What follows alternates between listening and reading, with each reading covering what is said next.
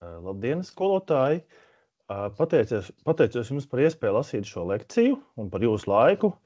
Ceru, ka lekcijā sniegtās zināšanas jums palīdzēs gan praktiski, gan teorētiski, gan arī varēsiet sniegt skolēniem informāciju, kā izvairīties un uzmanīties no krāpniecības. Uzlikšu uz ekrānu tūlīt prezentāciju.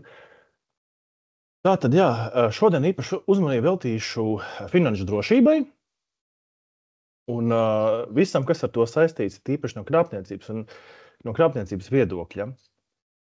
Tātad galvenās tēmas, ko es apskatīšu, būs krāpniecības tendence Latvijā, cik mums viss ir labi vai slikti, salīdzinājumā pret Eiropu, kādi ir populārākie krāpšanas veidi, no kā mums uzmanīties, kā viņus atpazīt. Iezīmēšu arī, kāds izskatās tas tipiskais krāpnieka apkrāptā personas profils Latvijā, kādi cilvēki tad iekrīt. Un minēšu piemērus, konkrētus piemērus no gadījumiem Latvijā, svaigākos piemērus, kas varētu jums sliktākā gadījumā palīdzēt no šiem izvairīties. Un arī pastāstīšu par to, kāda ir naudas muļu loma un kā viss iespaido nākotni naudas muļiem, kas iesaistos šādos darījumos. Tātad par tendencēm Latvijā, kā mēs redzam, šī ir statistika no 4 lielākām Latvijas bankām, un pagājušajā gadā, šī statistika pagājušajo gadu, mums ir izkrāpti Latvijā 15,5 miljonu eiro. Iespējīgs cipars, ja mēs to izrēķinām uz iedzīvotāju skaitu Latvijā, tas ir aptuveni 8,5 eiro no katra iedzīvotāja. Bet pozitīvā ziņa ir tāda, ka bankām ir izdevies arī apturēt, jeb novērst krāpšanu aptuveni 12,2 miljonus eiro apmērā. Un trakākais ir tas, ka šī krāpniecības tendence katru gadu pieaug. Atsevišķos krāpniecības veidos, kas šeit ir norādīti, ir pieaugusi pat par 2,5 reizi. Ja? Tātad šis gadījumu skaits ir milzīgs. Un ja mēs skatāmies no maksājuma veidiem, tad pieņemsim maksājumu ar karti, jeb šādu veidu darījumi parasti ir daudz lielākā skaita ziņā, bet viņi ir mazāki. Bet šie kredīti pārvedumi, ko mēs paši veicam no saviem kontiem, ir retāki, bet ar lielākiem cipariem. Un vēl, kas šeit iezīmējās, visas, es teikšu, 99% no šīm summām ir maksājumi, kurus mēs paši apstiprinām. Tātad maksājumi, kurus ir apstiprinājuši paši klienti. Ja, un tā ir tā trakākā tendence, ka mēs paši izlaižam šo naudu no savām rokām un atdodam krāpniekiem. Ja mēs skatāmies uz kopējo Eiropas tendenci, tad dati šeit ir apkopoti par 2003. gadu pirmo pusgadu, un ja mēs redzam šeit, pieņemsim, lielākie gadījumu skaiti ir Nīderlanda, Francija, Vācija, un šeit cipari ir ļoti iespaidīgi par tiem cipariem, kas tajā pašā periodā ir bijuši Latvijā. Nīderlandē, 162 miljoni, bet es gribu ar šo pievērst uzmanību šim procentam, kas šeit blakus, un tas ir procents no kopējā maksājuma apjoma konkrētajā valstī. Tātad, ja mums Latvijai tajā periodā ir bijis 0,02 no kopējiem procentiem, bet summa tikai 3,3 miljoni izkrāpti, tad Nīderlandē ir bijuši 162 miljoni, bet arī procents ir bijis pat mazāks. Ja, tad mēs varam nosvērt šo izkrāpto procentu apmēru. Un arī, ja mēs skatāmies pagājušajā gada pirmo pusgadu, tad apjoms mums ir palielinājies pret iepriekšējā gada pusgadu, bet svērtais apjoms ir samazinājies. Ja, tā kā šeit mēs varam izsvērt, un slaida labajā pusē ir tieši tāda pati statistika, bet par karšu datiem. Šeit mainās mazliet šīs valstis, bet tas procents no kopējā maksājuma apjoma ir lielāks, bet viņš arī ir salīdzinoši mazs pret kopējo maksājumu apjomu. Un, ja mēs skatāmies te pašā griezumā Latviju, tad tieši karšu maksājumu darījumos mēs esam diezgan zem vidējā šī nosvērtā maksājuma apjoma konkrētajā valstī. Ejam uz priekšu, jo statistika ir statistika, bet jau stāstīsim par konkrētām lietām. Tātad nākamais, par ko es gribu pastāstīt, ir krāpnieku profils. Šie dati ir iegūti no policijas. Policija apkopo un analizē krāpnieku profilus. Un kā mēs redzam, tad tieši jaunāki cilvēki, jaunāki vīrieši iekrīt investīciju krāpšanā un tā saucamās pikšķerēšanas schēmās, bet iepazīšanās loteriju krāpšanās vairāk iekrīt sievietes, tīpaši vidējā vecuma gājuma. Un ļoti tendenciozi ir tas, ka vidēji vecumi gan vīrieši, gan sievietes iekrīt telefonu krāpšanās un tajās klasiskajās maksājuma krāpšanās, jo, kā teikt, vidēji vecuma cilvēkiem vairāk ir tā uzticamība tieši finanšu iestādēm, policijām, un tādēļ viņas iespējams izdodas vairāk apvārdot. Un tā kopējā tendence, kā nosverās par labu vai sliktu otrai grupai, tad jaunieši tieši cieš no šiem digitālajiem uzbrukumiem, jo viņi vairāk lieto šo digitālo vidi, bet seniori vairāk tiešām no šīm tradicionālām schēmām laimesti, telefonu zvani, maksājumi. Un šeit ir vēl viena ļoti interesanta tendence, kad pēdējā finanšu pratības pētījumā, kas bija 2002. Gadā, tika nosvērts, ka mūsu Latvijas iedzīvotāju vidējā finanšu pratība ir mazliet zem vidējās finanšu pratības OECD valstīs, aptuveni par 9%, bet tajā pašā laikā 2003. Gadā bija Eirobarometra pētījums, kas liecina, ka mēs esam ļoti pārliecināti par savu finanšu pratību. Tātad mums finanšu pratība ir zem vidējā, bet mēs esam ļoti pašpārliecināti par sevi, par savu finanšu pratību. Un tā ir tāda riskanta tendence, kad mēs esam vairāk ievainojumi, jo mēs esam pārāk pašpārliecināti, ka mēs neiekritīsim. Ejot tālāk par populārākiem krāpšanas veidiem, es viņus esmu sagrupējis. Arī Latvijā mēs šādi grupējam 3 lielās grupās, ja tā var teikt. Ir telefona krāpšana, šeit ir dažādi spoofing zvani, tie zvani, kurus ierosina krāpnieki no interneta. Tas nav zvans no tāluņa uz tāluņu, bet no interneta. Un šādi zvanot, principā viņi var iezvanīties no jebkura numura, izveido jebkuru numuru, kaut vai jūsu radinieka numuru un uzvana jums. Ja? Neretums ir tādi gadījumi, kad jums zvana numurs, jūs atzinot, un otrā pusē cilvēks brīnās, kāpēc jūs viņam zvanat. Un telefona krāpšana principā ir raksturīga ar to, ka zvana no biržām, no policijas, izsaka draudus par arestu, naudas arestu, par darījumiem kontos, aizdomīgiem darījumiem. Tas viss ir raksturīgs ar šādām pazīmēm. Investīcija krāpšanā ļoti, ļoti raksturīgi bonusi, vilinošas reklāmas, kā arī komisijas, dažādi maksājumi, nodokļu maksājumi, arī viltus kredīti. Krāpnieki mums piespiež paņemt kredītus. Un tas viss sliktākais ir tas, ka šie visi darījumi ir uz ārzonu investīciju kompānijām. Un principā viņi ir neatgūstami, un viss šī nauda, diemžēl, aiziet vienā virzienā. Un šeit iezīmēs arī tas saucamais grābekļa princips, kur mēs, ja vienreiz esam zaudējuši, mēs it kā to naudu norakstam, saprotam, ka neatgūsim, bet tad mums paspīd cerības stars, it kā, un internetā mēs redzam reklāmu, un kad iespējams to naudu atgūt, un būtībā tie paši krāpnieki, kas mūs apmāna otrais, un liek mums maksāt it kā par atrasto naudu, atkal komisijas, nodokļus, bet beigās mēs to naudu neatgūstam. Un trešā grupa ir visi citi krāpšanas veidi, kas neiekrīt šajās pirmajos 2. Tur ir gan samēnītie IBAN numuri, gan loterijas, gan laimesti, gan ziedojumi un mantojumi no arābu prinčiem, gan arī tas lielais daudzums, kas ir šie phishing gadījumi, arī viltus SMS, e-pasti un tā tālāk. Un arī stabila vērtība, kā teikt, ir romans, jeb iepazīšanās krāpšana.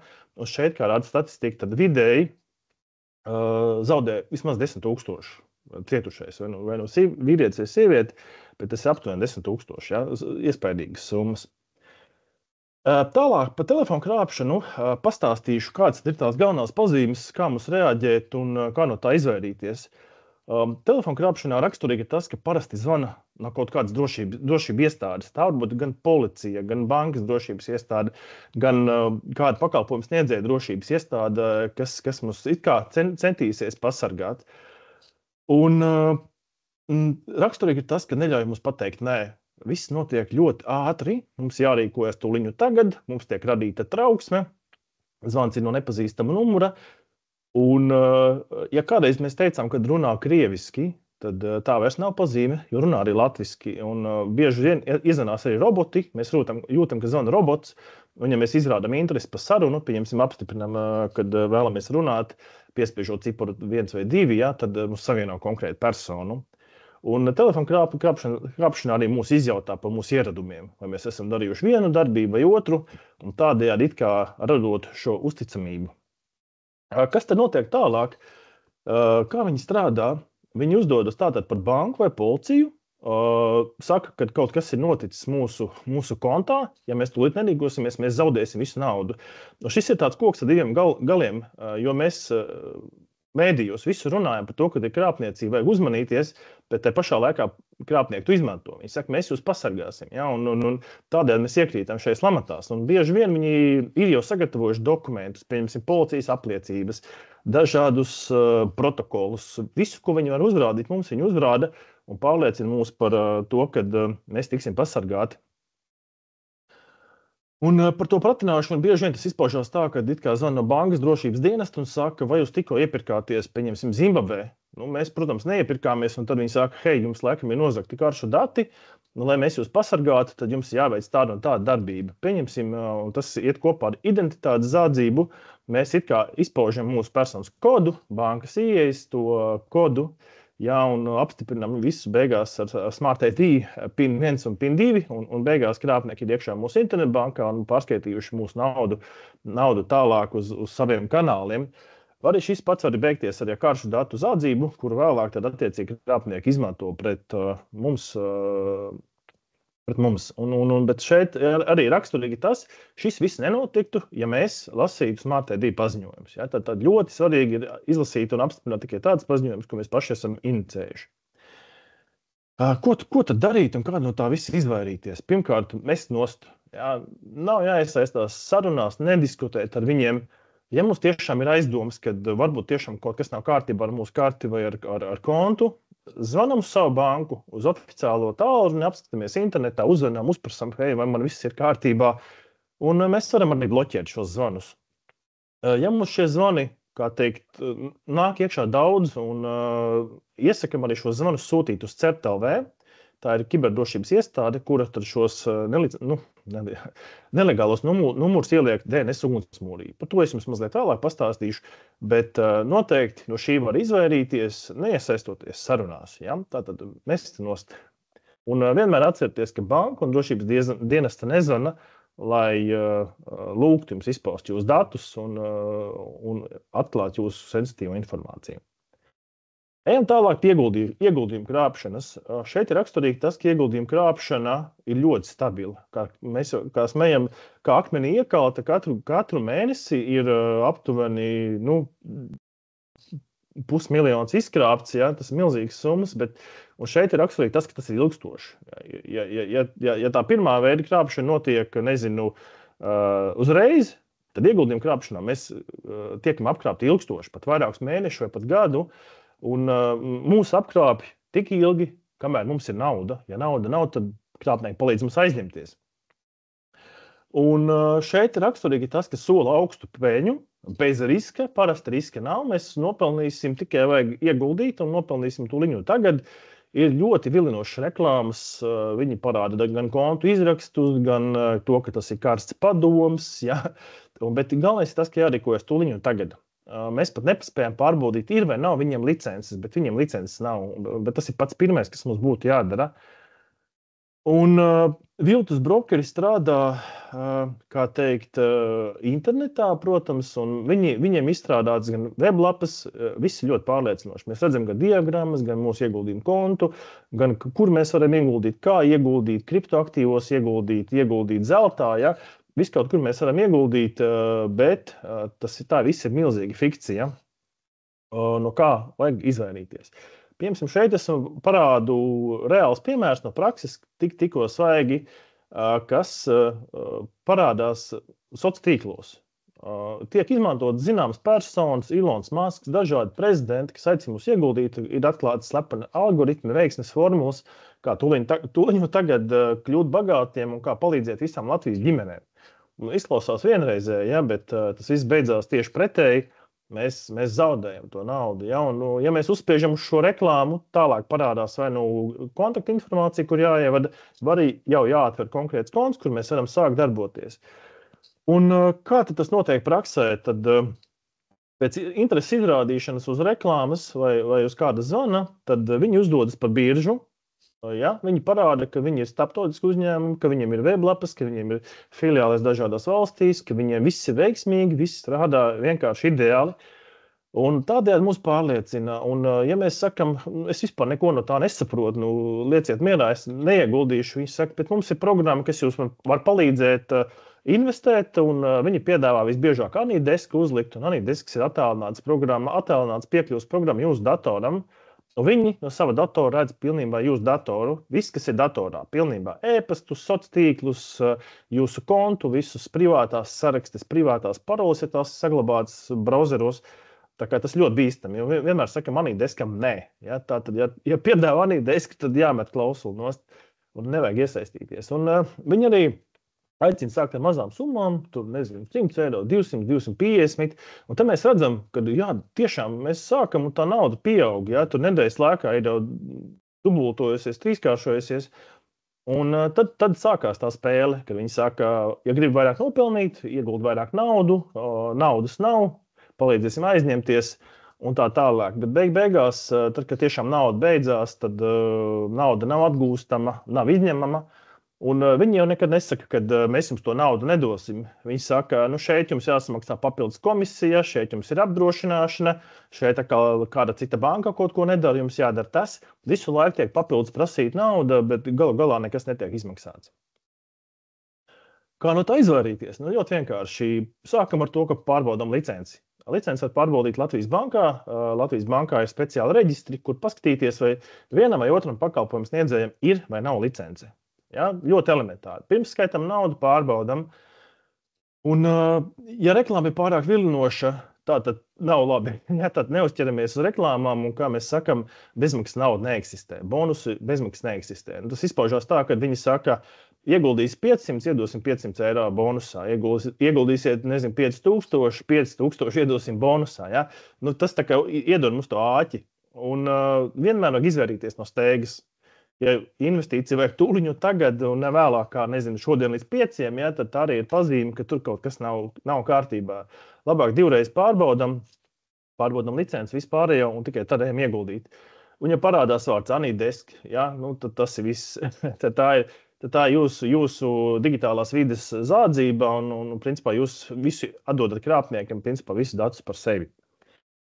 Kā tad strādā oficiālajie pakalpojumu sniedzēji? Ja, tātad viņi ir atrodami licenšu reģistros, viņiem ir pārbaudāmi pārstāvji, viņi slēdz oficiāls līgumus pirms ieguldījuma veikšanas, viņi neuzrāda tikai weblapa lietošanas noteikumus, viņu saziņa nav agresīva un arī nesūta ziņas WhatsAppā, nezvana vakaros vai naktī, ja, un viņi izskaidro riskus, kā ieguldīt, kādā apjomā, un neaicina mums ieguldīt, ja tie darījumi mums nav piemēroti, un ja mums nav tādas zināšanas. Ja? Un vienmēr ir iespēja izņemt naudu. Mūsu ieguldījumu mēs varam ieguldīt, un to tikpat ātri arī izņemt ārā. Tā kā oficiālajie pakalpojumu sniedzēji strādā diametrāli pretēji. Ja? Tā kā to mēs arī varam pārliecināties kā kārtējo pazīmi, kad ir vai nav kaut kas kārtībā. Ejam pie citu veidu krāpšanas, un šeit arī ir raksturīga steiga un lielākoties neuzmanība tieši no mūsu pašu puses. Un šeit lielākā neuzmanība bieži vien izpaužās caur to Smart ID automātisku lietošanu. Mums atnāk paziņojums, mēs pat neizlasām, ierakstam, gan izvērtam acīm mūsu PIN kodu, PIN 1, PIN 2, nauda ir aizgājusi jau, ja? Un šeit raksturīgi ir tieši viltotas loterijas. Mēs iekrītam loterijās, mēs pat neesam piedalījušies, bet neskapēc esam vinnējuši un cenšamies to laimest iegūt. Ja? Un tas ir tas, kas bieži vien mūs ievada šajās lamatās. Un arī visi šie phishing, smishing, šeit, tā kā teikt, mēs bieži vien varam mazāk sevi vainot, ja nevienmēr mēs visu varam atpazīt. Ja? Viņi krāpnieki cenšas slēpt šīs pēdas, kas parāda uz sarkaniem karodziņiem, bet mums jāmēģina atpazīt, jo ja izklausās kaut kas pārāk labi, tad iespējams tas nav tik labi. Un ziedojumi, mantojumi, jā, protams, arī šīs lietas, un arī raksturīgi ir šie digitālie maki, mūsu karti, karšu datus nozog, un krāpnieki pievieno saviem digitālajiem makiem. Un principā krāpnieks ar savu digitālo maku pērk kā ar mūsu karti. Un mēs šos darījumus principā neredzam. Ja pat mēs savā telefonā redzam karšu pirkumus, ja, tad citu iekārtu digitālo maku pirkumus mēs neredzam. Bet tas viss ir tikai tāpēc, ka mēs kārtējo reizi esam apstiprinājuši šo savus kartes pievienošanu citam digitālajam makam. Jā, es jums pastāstīšu pāris piemērus, kas ir no prakses, kādi ir parādījušies. Tātad pirmais piemērs par loterijām. Ja? Loterijas bieži vien ir mums visiem zināmu, Latvijā zināmu pakalpojumu sniedzēju vārdā. Tur dažādi operatori, principā jebkas. Piemēram, šajā konkrētajā gadījumā parādās, ka mēs esam vinnējuši vienu no jaunākiem gadžetiem, tur iPhone. Un viss telefons mums ir rezervēts, kas mums ir jādara. Mums tikai jāsamaksā €95. Ja? Nu, viss izklausās ļoti labi. Ja mēs šo laimīgo brīdi skatāmies telefonā, mēs principā pat neredzam nekādus sarkanos karogus. Ja mēs neskatāmies uz domēnu, un mēs ievadam karšu datus, lai samaksātu €95, bet patiesībā krāpnieks ir ģenerējis maksājumu, nezinu, 195, 1950 apmērā, un nauda aiziet no mūsu konta. Tātad pirmais sarkanais karogs ir, ja ir tāda veiksmes loterija, apskatīties, kurš tad īsti viņu organizē. Ja? Šeit pēc šī domēna nav nekāds sakars ar LMT, un otrkārt šī summa no mūsu konta neaiziet, ja mēs pie darījuma apstiprināšanas apskatītos, kam tad tā nauda €95 vai cik tur aiziet, ja, un mēs principā apstiprinām. Jo no mūsu kartes to naudu nevar noņemt, ja mēs paši neapstiprinām savu Smart ID. Ejam tālāk. Ir vēl loterijas dažādu pakalpojumu sniedzēju vārdā, un arī šeit kā piemērs ir, ja esi dzimis tādā un tādā gadā, spied šeit, lai saņem dāvanu. Ja? Nu, mēs pat neesam piedalījušies, bet mēs jau esam saņēmuši dāvanu tikai tāpēc, ka esam dzimuši kādā gadā. Ja? Un arī stāsts ir tieši tāds pats. Pēc tam ir links, pēc tam ir jāsamaksā kaut kāda summa, jāveic cita darbība, kā rezultātā krāpnieki tiek klāt pie mūsu identitātes, pie karšu datiem, un atkal mēs visus darījumus paši apstiprinām, un nauda aiziet krāpniekam. Šīs ļoti īslaicīgas, parasti 1 vai 2 dienas, reklāmas mainās, parādās jaunas, un viņas ir ļoti, ļoti daudz un aktīvi mums uzbrūk. Šis vairāk ir, kā teikt, tendēts uz skolēniem, bet, ja dzirdat, ka skolēns saka, skei skaties un nopelni, tad tas arī sarkanais karogs, jo arī par policiju par to ir brīdinājusi, kad ir šādi krāpšanas veidi, kad, principā, tu skatoties reklāmas vai filmas, nevar nopelnīt naudu, lai gan viņi tādu sola, un tā sliktākā puse ir tāda, ka lai uzsāktu šo biznesu, mums jāiemaksā depozīts viņiem, un tad it kā varēsim nopelnīt, bet, parasti to depozītu zaudē, un viss beidzās slikti, un krāpnieki aiziet ar mūsu naudu. Tātad arī uzmanīties, skaties un pelni. Par datu atjaunošanu un noplūdi, šis ir ļoti, ļoti bīstams veids. Ir bijusi gan Tiesas LV, gan Latvija LV, gan CSDD LV. Un viss ir saistīts ar to, ka mūsu identitātes zādzība šeit tiek veikta. Un arī, piemēram, šeit CSDD liegumi. Mēs saņemam SMS vai e-pastu. Jums ir uzlikts liegums, un mēs domājam, bāc, kurus esmu iekritis, laikam kāds radars vai kaut kas cits. Mēs iesim tūlīt apskatīties iekšā, kas ir noticis, un savādam iekšā savus banku datus, un krāpnieki tiek iekšā mūsu internetbankā, ģenerē maksājumu, kur attiecīgi mēs neizlasot Smart ID, visu apstiprinām. Tieši tāds pats scenārijs ir ar dažādu banku šiem paziņojumiem. Ja CSDD gadījumā mēs šeit redzam linku, tad bieži vien šajos banku paziņojumos mēs neko neredzam. Krāpnieki maskējuši to zem linka, kas jau ir ar kaut kādiem vārdiem, bet datorā to var izlasīt, uzliekot kursoru virsū, bet telefonā tas nav tik viegli izdarīt. Bet, redzēt to var, bet arī jāskatās ir domēns. Parasti aicinām linkus nespiest. Ejam uz mūsu internetbanku, ejam paši iekšā CSDD vai kur tur skatīties, bet linkus nespiežam. Tā ir krāpšanas pazīme, no kā varam izvairīties. Arī šeit Citadeles vārdā krāpnieki slēpjas zem tā, ka šis domēns ir noslēpts zem citadele.lv. Mēs redzam, ka ir atnācis no Citadele.lv, bet, ja mēs neskatāmies ziņu dziļāk, mēs to domēnu neredzam. Redzam šeit, ka jāatjauno dati, spiežam, un atkal viss tas pats. Krāpnieki izkrāpj mūsu digitālo identitāti. Līdzīgi ir arī ar dažādiem pakalpojumu sniedzējiem, Netflix, TET, un kur tik mums nav šie sociālie konti, tad arī šeit mums ir vai nu jāatjauno mūsu kaut kāda digitālās identitātes informācija, arī mūsu maksājumi tiek noraidīti, un tad mēs saprotam, hei, mēs kaut ko nedabūsim, mums tas jādara tuliņu tagad, uzspiežam linku, un atkal mēs visu zaudējam. Tagad ir aktuāli arī nodokļu atmaksas, pārmaksas atgūšana un visādi citādi jautājumi, ja, un krāpnieki šeit ir tik gudri, ka viņi izmanto QR kodu. Pēdējā laikā ļoti daudz. Mēs šeit vispār neko neredzam. Ja, mēs varam tikai redzēt to, nolasīt šo kodu ar telefonu, bet tad jau, principā, mēs tiekam aizvest uz šo linku un principā, scenārijs kā iepriekš atkal tiek lūgti ievadīt dati, pieņemsim, tajā EDPS-ā, ja, un beigās atkal krāpnieki tikuši klāt mūsu bankai visbiežāk.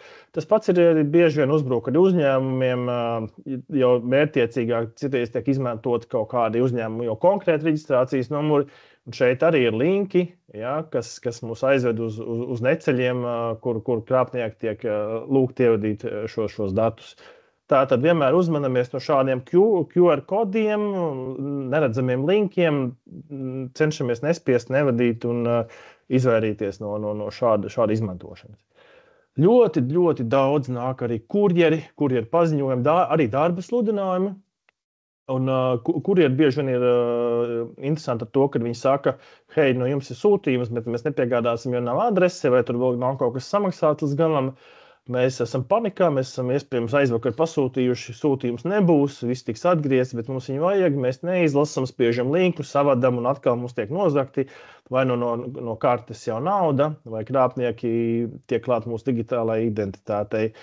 Ir arī tas, ka izmanto šo te saucamo personāla atlasi, mēs meklējam darbu, mēs skatāmies, hei, tie ļoti labi apmaksāts darbs, bet, lai pabeigtu šo darbu interviju, darba devējs mums liek sevi identificēt, lai pabeigtu šo pārbaudas procesu. Ja, un tiklīdz mēs dodam krāpniekam sevi identificēt, viņš aizmuguriski iegūst mūsu bankas IES kodus un atkal tiek klāt mūsu bankai. Nulle kā vakar arī Omniva ziņoja, kad krāpnieks zvana kurjeru vārdā un saka, ka piegādās cilvēkiem vidu izziņas, vidu vēstules par kaut ko, ja. Un arī šeit cilvēki nodod savus datus, sevi identificējot un arī izpauž šo informāciju kā tādu. Tāpēc esam ļoti uzmanīgi, jo esam kritiski, ja es teikšu, pret šo visu informāciju, nesteidzamies un ejam caur oficiālo pakalpojumu sniedzēju mājaslapām, nevis caur linkiem. Tātad, kā tad tas viss notiek tālāk, ja mēs esam to linku uzspieduši un ejam tālāk, ja? Mēs izvēlamies savu banku, kā šeit redzams, ja? Domēns jau parāda, ka šeit kaut kas nav kārtībā, bet mēs izvēlamies savu banku, ja? Un tad tālāk, piemēram, tiek prasīts ievadīt lietotāju numuru, personas kodu, atcerēties man, viss ir tipiski. Es teikšu, nezinot, ka tāda krāpniecība notiek, viss izskatās ļoti, ļoti reāli. Un piespiežot pievienoties, mēs krāpniekiem nododam mūsu datus, krāpnieks tiek iekšā mūsu internetbankā. Mums telefonā nekas tālāk nenotiek, viss ir uzkāries, un pēc brīža parādās it kā jāievad PIN 2, bet ja mēs nelasam šo Smart ID paziņojumus, tad aizmuguriski krāpnieks veic maksājumu. Ja? Tātad PIN 1 ir kaut kur iekļūt, PIN 2 ir maksājuma veikšana no konta. Tāpēc esam ļoti uzmanīgi, skatāmies domēnus un nevadam iekšā informāciju pēc linka spiešanas. Kā tad no šī visa iespējams izvairīties? Primāri vienmēr atjaunot šo programmatūru, iekārtās, ja, identificēt domēnus, pārbaudīt piedāvājumus un tātad neizmantot šos linkus. Maksimāli neizmantot linkus, jo tie bieži vien ved tieši uz spoofing lapām. Un ievērot to, ka Latvijā ir panākts tas, ka Smart ID paziņo šos paziņojumus savās iekārtās, tad izlasām. Pirms spiežam, izlasām, nesteidzamies, ja? Jo bieži vien mēs varam tīri nejauši pārskaitīt ne tādu summu, ne tam, kuram mēs esam vēlējušies. Es ceru, ka iestādi prasu, kurš no jums ir dzirdējis par DNS ugunsmūru, un jūs visi mājat ar galvu, jā, es esmu dzirdējis, jā. Bet, ja neesat dzirdējuši, tad ļoti silti aicinām pievērst uzmanību DNS ugunsmūrim. Šo risinājumu ir izstrādājis CERT.LV, tas ir Latvijas kiberdrošības iestāde, un šis risinājums ir izstrādāts tādu viegli ērti lietojams. Mēs viņu varam lejuplādēt kā parastu aplikāciju, un uzstādīt uz mūsu telefoniem. Caur datoru to var darīt arī caur viņu mājaslapu, bet galvenais uz telefoniem. Uzlikt šo sev, radiem, bērniem, un arī aicinu jūs klasēs par šo klases stundās parunāt ar bērniem, kuram tad ir DNS ugunsmūrs un kuram nav.